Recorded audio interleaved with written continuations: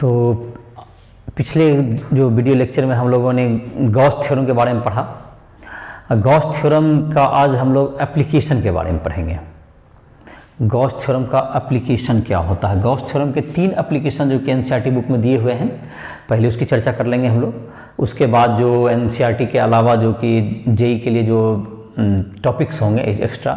उसे अगले video lecture में हम लोग कवर करेंगे। जो कि एक्स्ट्रा जो कि टॉपिक्स होंगे जो कि जेईई एडवांस के लेवल तक के होंगे जो टॉपिक, उससे अलग एनसीईआरटी अभी जो हमारा वीडियो लेक्चर चल रहा है एनसीईआरटी बुक के लिए है, तो उसमें जो कि एडिशनल जो भी ज़रूरत पड़ेगी उसके लिए अलग से क्लास लेंगे हम। तो अभी का जो लेक्चर है तुम्हारा एप्लीकेशन ऑफ गॉस थ्योरम में, उसमें तुमको 3 तुम्हारे बुक में दिया हुआ है। एक पहले तो गॉस थ्योरम क्या होता है ये देख लेते हैं, जो कि पिछला क्लास में हमने बताया भी था, जो कि रिपीट कर देते हैं। गॉस थ्योरम का कहना होता है कि किसी क्लोज सरफेस के इनसाइड अगर इलेक्ट्रिक फ्लक्स होगा तो कितना होता है। Electric flux through a close surface is equal to E dot d s, जिसको कहते हैं, is equal to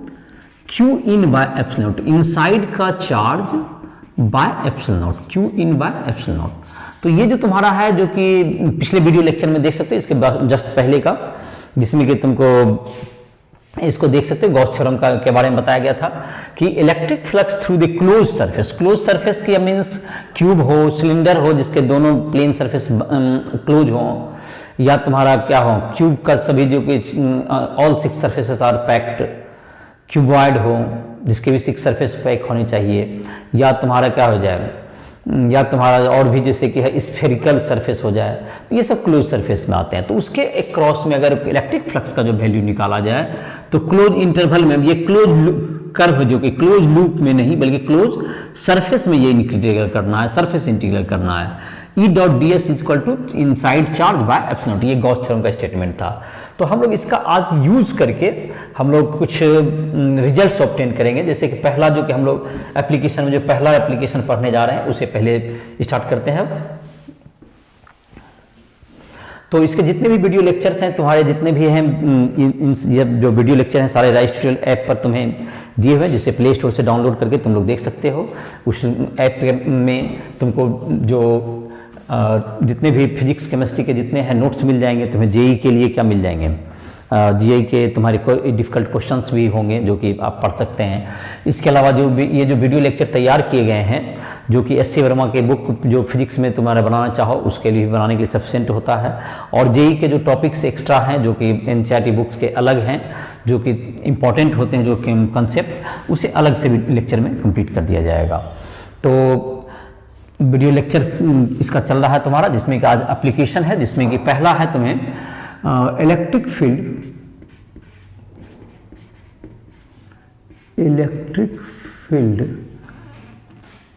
due to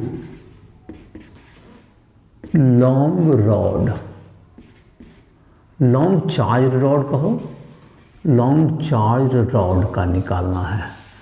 तो इसके कारण इलेक्ट्रिक फील्ड निकालना है, तो कैसे निकलेगा। एक चार्ज रॉड ले लो, एक लॉन्ग चार्ज रॉड हो गया,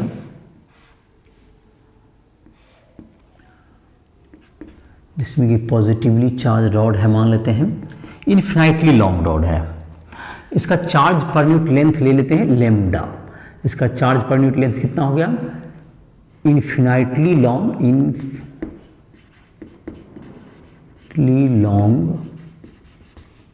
रॉड ऑफ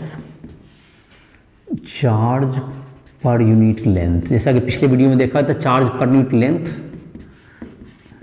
का सिंबल हम लोग क्या लिए थे, लेम्डा है। Charge per unit length lambda, ये गिवन है। इसके कारण हम लोग को इलेक्ट्रिक फील्ड निकालना है। इसके जो निकट के सरफेस हैं जो कि आर डिस्टेंस पे, यहाँ पे कोई पॉइंट पी है, यहाँ पर पॉइंट पी है जो कि इसके नज़दीक ही है,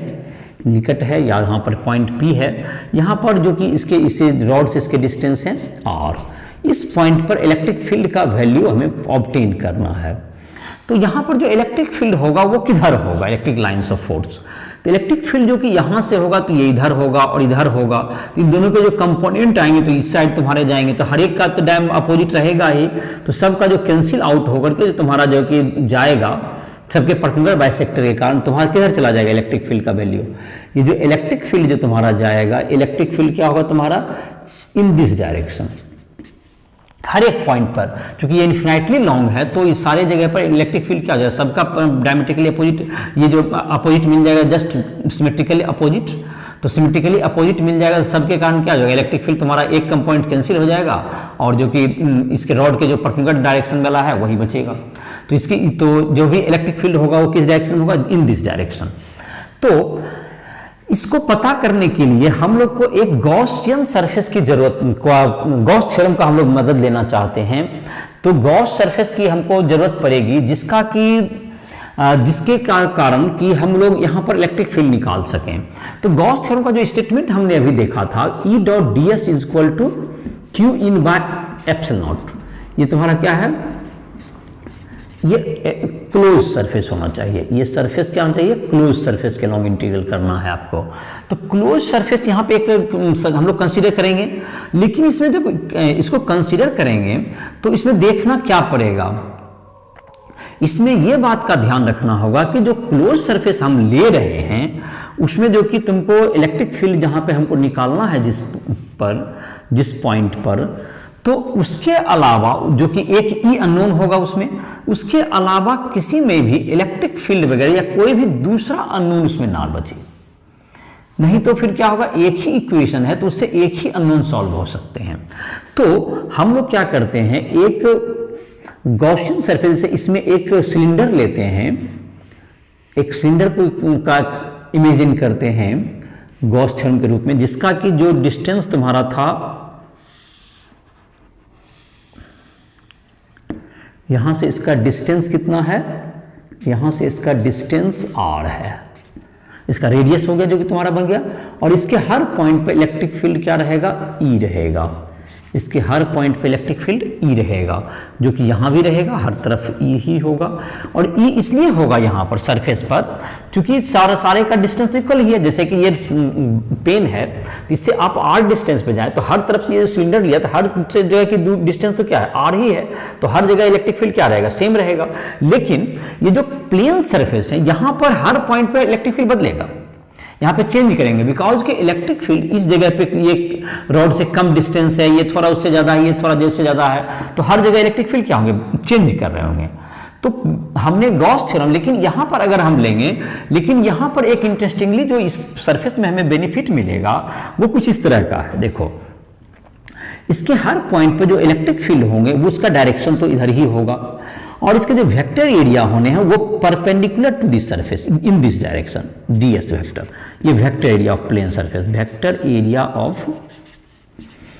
प्लेन सरफेस ये परपेंडिकुलर होगा। तो E डॉट ds क्या हो जाएगा, for plane surface E dot ds equal to 0 हो जाएगा, क्योंकि 90 डिग्री बन रहा है। तो यहां भी तुम देख सकते हो, यहां भी इसीलिए इसको जूम किया गया कि यहां पे electric field in this direction और वेक्टर एरिया इस डायरेक्शन में होगा, तो E और इधर वेक्टर एरिया दोनों क्या होगा, फिर परपेंडिकुलर हो गया। तो अब बचेगा किसका, अब सिर्फ कर्व सरफेस का बचेगा। तो कर्व सरफेस पे जो तुम्हारा होगा उसका तो E का वैल्यू हर जगह सेम है, तो हम लोग जब E का वैल्यू हर जगह सेम है, इलेक्ट्रिक फील्ड का वैल्यू कर्व सरफेस के हर पॉइंट पर सेम होगा, तो हम लोग इस इलेक्ट्रिक फील्ड को क्या कर सकते हैं, कैलकुलेट कर सकते हैं। तो E डॉट ds, तो हमने क्या किया कि गॉसियन सरफेस के रूप में हमने क्या लिया, एक प्लेन, तो गॉसियन सरफेस के लिए क्या लिया, एक गॉसियन, ए सिलेंडर ऑफ एक coaxial cylinder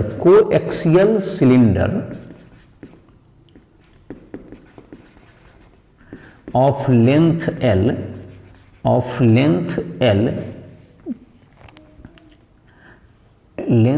and radius R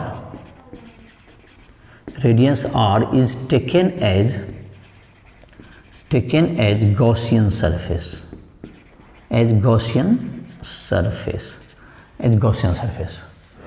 तो इसको गॉसियन सरफेस के रूप में हमने एज्यूम किया। तो गॉसियन सरफेस के रूप में हमने लिया इसको, तो गॉसियन सरफेस के रूप में लिया, तो इसमें जबकि हम लोग क्या लिखते हैं, गॉस थ्योरम अप्लाई करते हैं, अप्लाइंग गॉस थ्योरम, ये क्या किया गया, अप्लाइंग गॉस थ्योरम ये अप्लाई कर रहे हैं हम। तो इसमें क्या होगा तुम्हारा प्लेन सरफेस का जहां तक है E into s into cos 90 degree plus इसमें भी क्या होगा प्लेन सरफेस का E into s into cos 90 degree plus E तुम्हारा जो है इसमें ये वेरिएबल था तुम्हारा इसलिए फ्लक्स जीरो हो गया ई तो ई जो कि तुम्हारा होगा ई इंटू क्या होगा तुम्हारा इसका वेक्टर एरिया क्या होगा 2 pi r L equal to क्या हो गया तुम्हारा ई का वैल्यू तो तुम्हारा यहाँ पे जीरो हो गया cos 90 का और प्लस इज इक्वल टू क्या हो गया तुम्हारा टोटल चार्ज इनक्लोज्ड तो एक लेंथ में कितना चार्ज है इसमें एक लेंथ में लेमडा चार्ज पर लेंथ है इसमें कितना गॉसियन सरफेस के इनसाइड में कितने चार्ज आए ये charge enclosed by the surface तो वन लेंथ एल लेंथ अगर इस रॉड का है इसका लेंथ हमने कितना लिया है इस सिलेंडर का हमने लेंथ कितना यूज किया है एल लेंथ तो जाहिर सिलेंडर का लेंथ एल है तो लेमडा एल चार्ज क्या हो रहा होगा इसके इनसाइड रहा होगा तो दैट्स इक्वल्स टू क्या होगा तुम्हारा lambda l by epsilon naught that's equals to lambda l by epsilon naught तो E into 2 pi r l E into 2 pi r l equals to lambda l by epsilon naught तो this equals to E is equal to lambda by 2 pi epsilon naught r ये plane surface का हो गया plane surface में तुमको क्या होगा ये दोनों परपेंडिकुलर हो गया फिर से इस बात को समझें तो इसका क्या हुआ वैल्यू एक इन्फिनिटली लॉन्ग रॉड के कारण जो गॉसियन इलेक्ट्रिक फील्ड निकालना था उसके लिए हमने क्या किया एक कोएक्सियल एक सिलेंडर लिया हमने जिसका रेडियस जो है जिस पॉइंट पर निकालना था उसी के रेडियस जो डिस्टेंस था रॉड से उतना के डिस्टेंस के बराबर लिया इसका रेडियस और लेंथ हमने एल ले लिया तो इसका जो है जो सिलेंडर है सिलेंडर का जो कि तुम्हारा है सिलेंडर का जो कर्व सरफेस है वहां के हर पॉइंट पे इलेक्ट्रिक फील्ड ई रहेगा और जो प्लेन सरफेस है वहां पे इलेक्ट्रिक फील्ड क्या होगा तुम्हारा इलेक्ट्रिक फील्ड और वेक्टर एरिया आपस में परपेंडिकुलर हैं तो इलेक्ट्रिक फील्ड और वेक्टर एरिया आपस में परपेंडिकुलर है तो दोनों के बीच का डॉट प्रोडक्ट क्या होगा जीरो हो गया इसका दोनों का और इसका क्या होगा E into 2 pi r L बराबर क्या होगा इसका जो इसके इनसाइड में जितना चार्ज है lambda into l by epsilon naught तो E का वैल्यू कितना हो गया E is equal to lambda by 2 pi epsilon naught r तो ये तुम्हारा हो गया तो इसका वैल्यू निकल गया E का वैल्यू कितना निकलेगा lambda by 2 pi epsilon naught r इसका जो डिटेल्ड नोट्स जो लिखा हुआ है तुमको राइस ट्यूटोरियल ऐप पर तुम जा करके उसे डाउनलोड कर सकते हो और इसका डिटेल नोट्स लिख सकते हो आई होप कि समझ में आ गया होगा जो कि समझने का बिंदु है और इलेक्ट्रिक फील्ड का डायरेक्शन इसमें क्या किए तुम परपेंडिकुलर जाओगे तो कहीं भी यूनिक डायरेक्शन तुमको इधर की ओर ही आ रहा है तो सारे पॉइंट पर क्या होगा तुम्हारा इधर की तरफ ही परपेंडिकुलर ही रहा एक रॉड पर परपेंडिकुलर ही इलेक्ट्रिक फील्ड होगा और हर जगह पर क्या होगा ये जो प्लेन सरफेस था जहां पर दोनों परपेंडिकुलर होने के कारण उसमें cos 90 हो गया जैसे कि फ्लक्स क्या हो गया उसका जीरो हो गया तो आई होप कि समझ में आ गया होगा इसको मिटा रहे हैं इसका डिटेल नोट्स के लिए राइस ट्यूटोरियल के ऐप पर जाकर के इसे नोट से इसका लिख सकते हो आई होप कि समझ में तुम लोग को आ गया होगा दूसरा है तुमको एक प्लेन शीट के कारण निकालना electric field due to a plane sheet of charge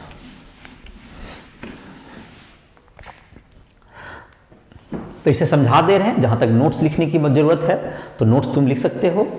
और एनसीईआरटी बुक से इस पढ़ के अपने से भी बनाना चाहते हो नोट्स बना सकते हो जो स्टूडेंट अपने से बनाना चाहता है या नहीं तो राइस ट्यूटोरियल ऐप को डाउनलोड करो वहाँ पर तुमको नोट्स सभी चैप्टर्स के 11, 12 के मिल जाएंगे फिजिक्स केमिस्ट्री के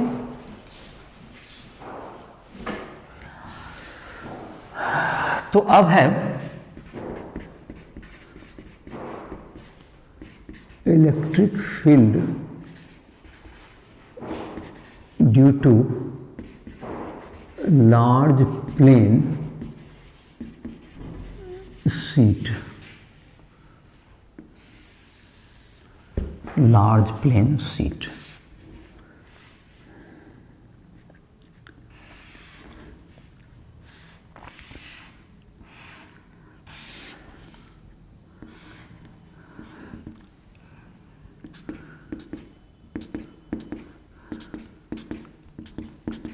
तो ये तुम्हारा है तो इसके कारण लार्ज प्लेन शीट है बहुत बड़ा शीट है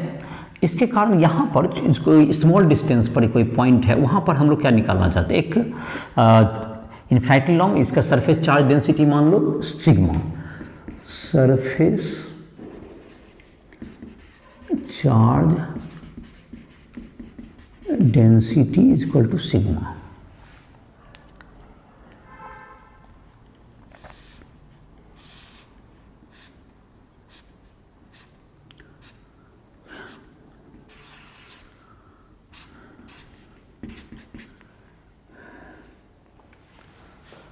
तो इसका जो है जो सिलेंडर है जिसका कि तुम्हारा सरफेस एरिया क्या लेते हैं, दोनों तरफ से इक्वल होगा। सरफेस एरिया तुम्हारा ये जो सिलेंडर है ये तुम्हारा इधर भी होगा, तो सरफेस इधर भी ई हो गया तुमको। यहाँ पे इलेक्ट्रिक फील्ड दोनों सेम डिस्टेंस लिया गया, जो सिमेट्रिकल लिया गया। जो सरफेस है सिलेंडर इज टेकन सिमेट्रिकल। तो जैसे कि ये तुम्हारा क्या होगा, जिससे डिस्टेंस दोनों का क्या है, दोनों का इक्वल है। दोनों साइड जो डिस्टेंस लिया गया, जैसे कि ये सीट है तुम्हारा, कोई भी पेपर है तो पेपर का दोनों साइड इस ढंग से सिमेट्रिकल लिया गया, जिससे डिस्टेंस क्या हो, दोनों का इक्वल हो जाए। तो जितना इलेक्ट्रिक फील्ड इधर होगा उतना ही इलेक्ट्रिक फील्ड क्या हो जाए, इधर हो जाएगा। तो देखो यहाँ पर तुम्हारा क्या है, इस ढंग से सीट लिया गया। सीट ऐसे है तुम्हारा, तो जो सिलेंडर ले लिया गया जैसे परपेंडिकुलर टू द सीट, और इसे जूम किया गया गॉसियन सरफेस के रूप में, जिससे इसका जो प्लेन सरफेस एरिया इधर है और इधर दोनों तरफ क्या रहे, इक्वल है और इक्वल डिस्टेंस सिमेट्रिकल हो, जिससे इलेक्ट्रिक फील्ड का वैल्यू भी दोनों तरफ सेम हो। अब यहां पर देख सकते हो इसमें किससे क्या बेनिफिट होगा। इसका जो प्लेन सरफेस एरिया है तुमको, प्लेन सरफेस एरिया तुमको एस इसी डायरेक्शन में होगा, S plane surface area, plane surface area. और ये जो तुम्हारा है ये तुम्हारा दोनों क्या होगा, ये दोनों परपेंडिकुलर है। इलेक्ट्रिक फील्ड इधर और वेक्टर एरिया इसका कर्व का इधर होगा, दोनों आपस में परपेंडिकुलर है। तो गॉस थ्योरम से क्या होगा, ई डॉट डी एस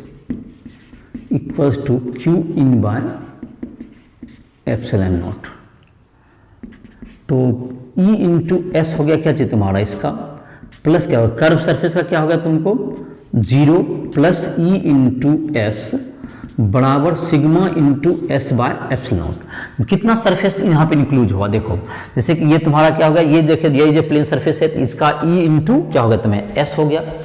इधर की तरफ क्या होगा तुम्हारा, इधर जो तुम्हारा प्लेन सरफेस है जैसे बिल्कुल सिमेट्रिकल रखा गया, दोनों साइड दोनों तरफ क्या रखा गया है, सिमेट्रिकल रखा गया है। ये देखो जैसे कि ये तुम्हारा प्लेन सरफेस है जैसे,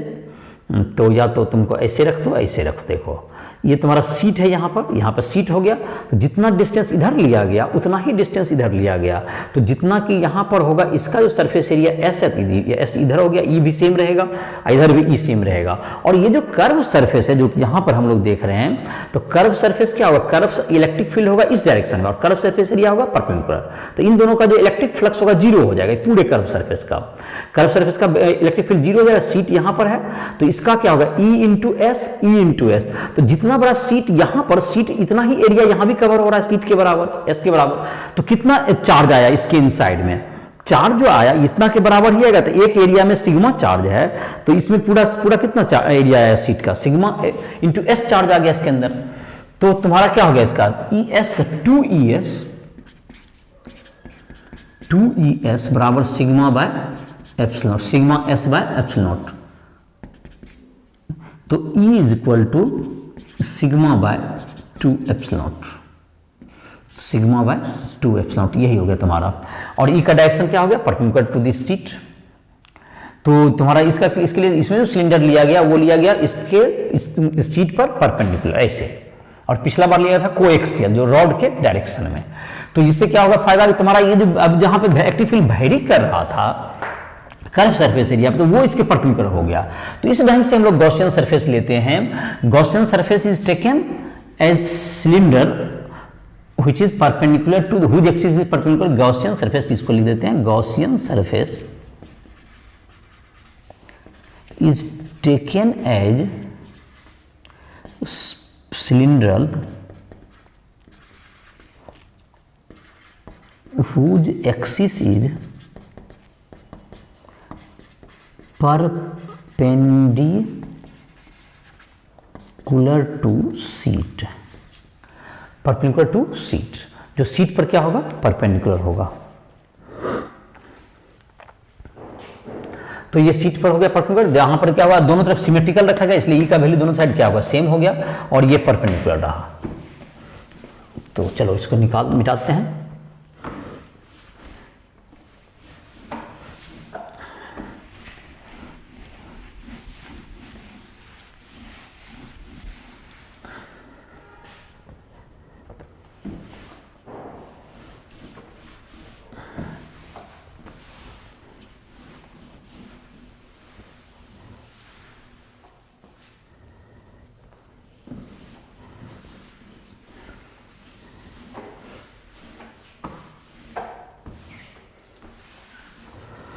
अब हम लोग पढ़ते हैं अगला,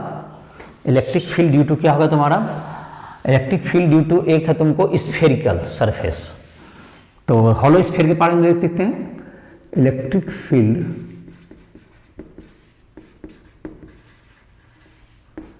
due to spherical shell, spherical shell का क्या होगा, स्फेरिकल सेल मतलब हॉलो स्फीयर, स्फेरिकल सेल और हॉलो स्फीयर, स्फेरिकल सेल का मतलब हॉलो स्फीयर के कारण। तो देखो एक हॉलो स्फीयर है जिसके कारण स्फेरिकल सेल है, मतलब हॉलो स्फीयर है,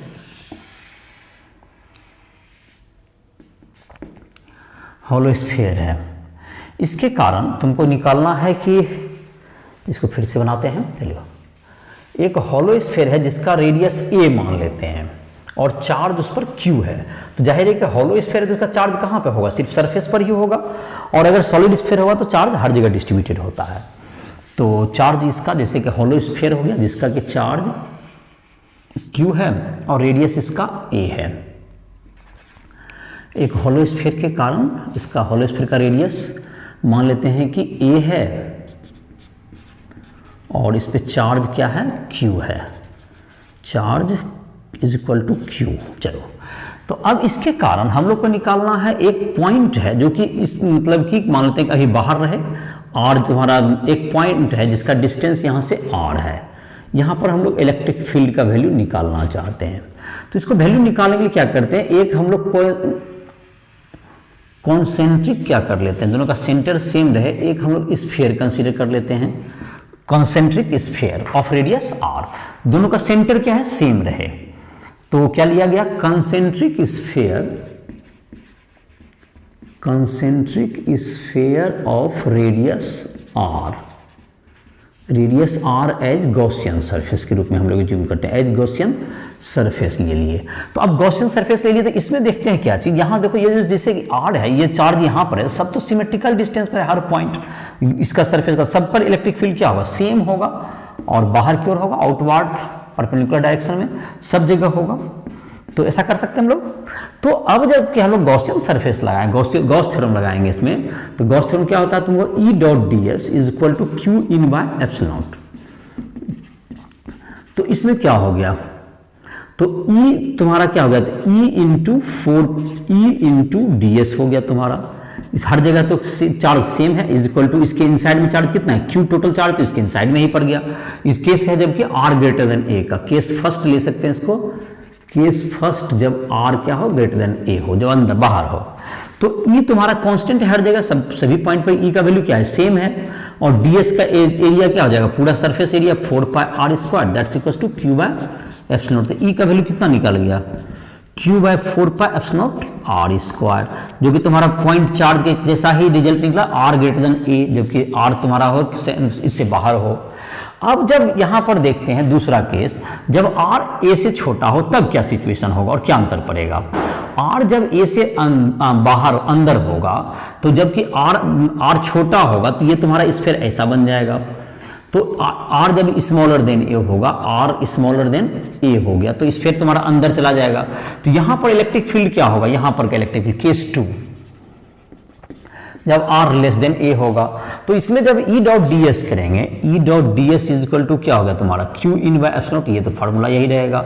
लेकिन E तुम्हारा क्या रहेगा, अगर मान लेते हैं E सब जगह तो यही रहेगा, E इंटू डी एस बराबर, इसके इनसाइड में चार्ज क्या होगा, 0 होगा,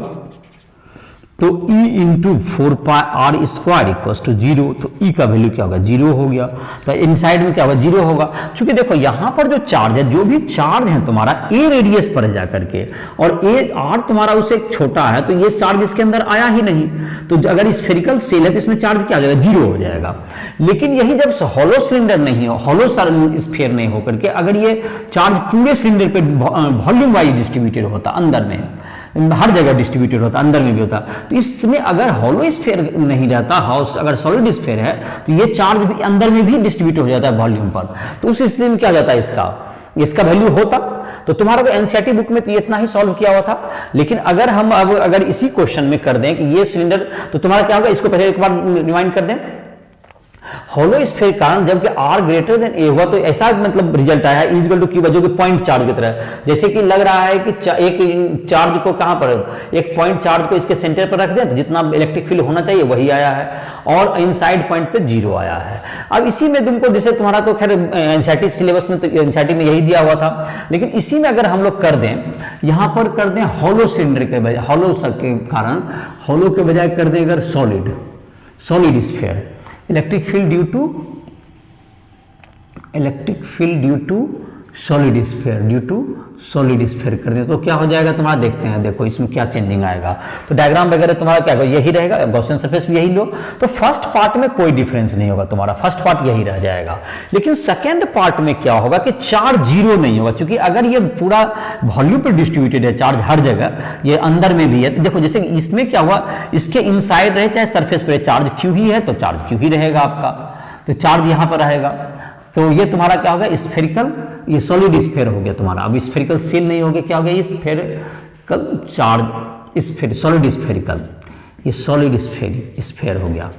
तो अब तुम्हारा जो है फर्स्ट पार्ट में चूंकि सारा जगह तो चार्ज इसके अंदर ही पड़ा, चाहे चार्ज सरफेस पर रहे चाहे कि अंदर रहे, कोई अंतर पड़, लेकिन इसमें अंतर पड़ गया सेकंड केस में कि कुछ चार्ज इसके अंदर आ जाएगा और कुछ चार्ज इसके बाहर है, तो जितना चार्ज अंदर है उतना लेना है, तो वो चार्ज 0 नहीं होगा, तो वो चार्ज कितना होगा, तो वो देखो वॉल्यूम वाइज डिस्ट्रीब्यूटेड है, तो अगर क्यू इन कितना होगा, टोटल वॉल्यूम है इसका कितना 4/3 पाई ए क्यूब में क्यू चार्ज है, तो एक वॉल्यूम में कितना चार्ज होगा, 4/3 क्यू इन का जो वैल्यू होगा वो कितना होगा, देखो यहां निकाल देते हैं,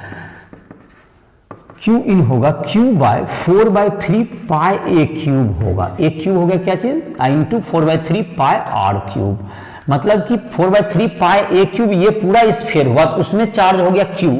तो एक में कितना होगा Q/4/3 पाई ए क्यूब, तो 4/3 पाई आर क्यूब में कितना हो गया, तो that's equal to q r cube बटे ए क्यूब, यही हो जाएगा तुम्हारा क्यू आर क्यूब बटे ए क्यूब। तो चलो इसका क्या होगा तुम्हारा E इंटू डी एस का वैल्यू हो गया,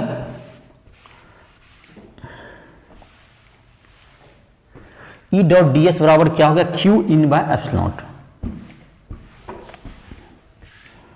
तो इसका क्या हो गया E डॉट डी एस बराबर q in by epsilon. Q in कैसे निकाले ये देख सकते हो, तो E इंटू डी एस का वैल्यू कितना हो गया 4 pi r square is equal to q in कितना हो गया q r cube by a cube into epsilon, तो ये तुम्हारा हो गया q by q r bye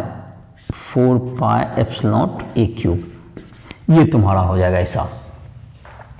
तो अंदर में जो तुम्हारा हो गया ये तुम्हारा जो है यहाँ पर क्या हो गया स्ट्रेट लाइन की तरह, जैसे इलेक्ट्रिक फील्ड जो है रेडियस के साथ वेरी कर, जैसे जैसे रेडियस आर बढ़ रहा है अंदर में क्या होता जाएगा इलेक्ट्रिक फील्ड का वैल्यू बढ़ते जाएगा लीनियरली।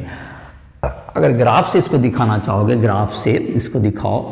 ये आर हुआ और यहाँ पर इलेक्ट्रिक फील्ड हुआ, तो जो सेंटर पर हो गया तो 0 हो गया, आर बढ़ते बढ़ते क्या होगा तुम्हारा ए आर इक्वल्स टू ए पर जा करके आर इक्वल्स टू ए पर जा करके क्या होगा तुम्हारा Q/4 pi epsilon a cube, Q/4 pi epsilon A Q square कह सकते हो, और उसके बाद फिर क्या होना शुरू करेगा यहाँ से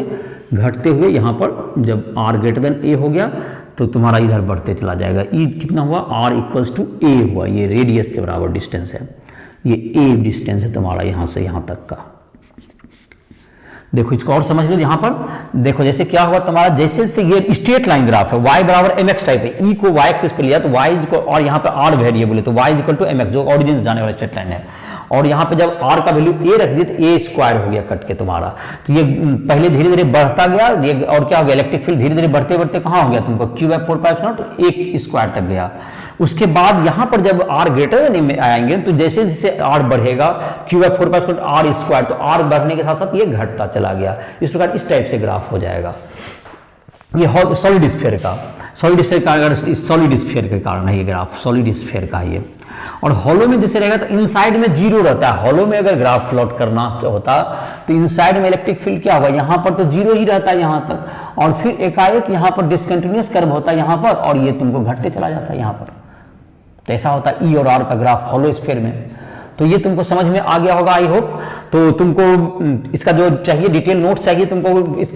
इसको जा करके राइट ट्यूटोरियल ऐप पर जा करके डिटेल नोट्स लिख सकते हो, या अपने से बनाना चाहो अपने से भी बना सकते हो। आई होप कि तुमको जो है ये समझ में आ गया होगा। अब जो एडिशनल क्वेश्चंस हैं या जो भी तुम्हें जो प्रॉब्लम्स हैं, जो भी तुम जैसा बताओगे उसके मुताबिक जितने भी प्रॉब्लम्स होंगे वो सब सॉल्व करके बता दिए जाएंगे। उसका अलग से एक्स्ट्रा क्लास ले लिया जाएगा, जो कि राइट ट्यूटोरियल ऐप पर तुमको इन सब के क्लास ले लिए जाएंगे। और जो कि एडिशनल कुछ क्वेश्चंस होंगे या एडिशनल टॉपिक्स जो कि बताने होंगे, जो कि जेईई के लिए एडवांस के लिए, वो अलग से इसके एक अलग से वीडियो लेक्चर में उसको डाल दिया जाएगा, उसको दे दिया जाएगा। तो एनसीईआरटी बुक का तुम्हारा फर्स्ट जो चैप्टर था उसके मुताबिक ये तुम्हारा खत्म समाप्त हो गया। और एससी वर्मा के बुक में जैसे तुम्हारा जो क्वेश्चन बना रहे हो तो उसमें इलेक्ट्रिक फील्ड तक का क्वेश्चन इसमें बना सकते हो, लेकिन उसमें कुछ क्वेश्चन जो है कंटिन्यूअस जो चार्ज के दिए हुए हैं जो गॉस थ्योरम पर नहीं आएंगे, तो उसको जो है कूलम्ब्स लॉ से बनाने में उसको काफी इंटीग्रेट वगैरह करना पड़ता है, उसको सिमेट्रिकल स्थिति देख करके। तो वो सब टाइप के जो क्वेश्चंस होंगे उसके लिए तुमको एक्स्ट्रा जो लेक्चर लेंगे उसमें तुमको मदद मिलेगी। और इस पहला चैप्टर में इलेक्ट्रिक पोटेंशियल भी उसमें दिया हुआ है, लेकिन गॉस थ्योरम का एक थर्ड चैप्टर में दिया हुआ है। तो जब सेकेंड एक चैप्टर स्टार्ट करेंगे तो उसमें इलेक्ट्रिक पोटेंशियल और कैपेसिटर यूज करेंगे हम लोग। और तुमको उसमें गॉस थ्योरम तुम्हारा तो पढ़ाई हो ही गई, लेकिन गॉस थ्योरम का तुम क्वेश्चन में जैसे चार्ज डिस्ट्रीब्यूशन ये सब के बारे में जब हम लास्ट में जब कंडक्टर का जब कि इलेक्ट्रिक फील्ड वगैरह पढ़ा देंगे, देयर आफ्टर हम लोग उसके चार्ज डिस्ट्रीब्यूशन इन सबों के बारे में चर्चा करेंगे। तो इसी के साथ इस लेक्चर को समाप्त कर रहे हैं।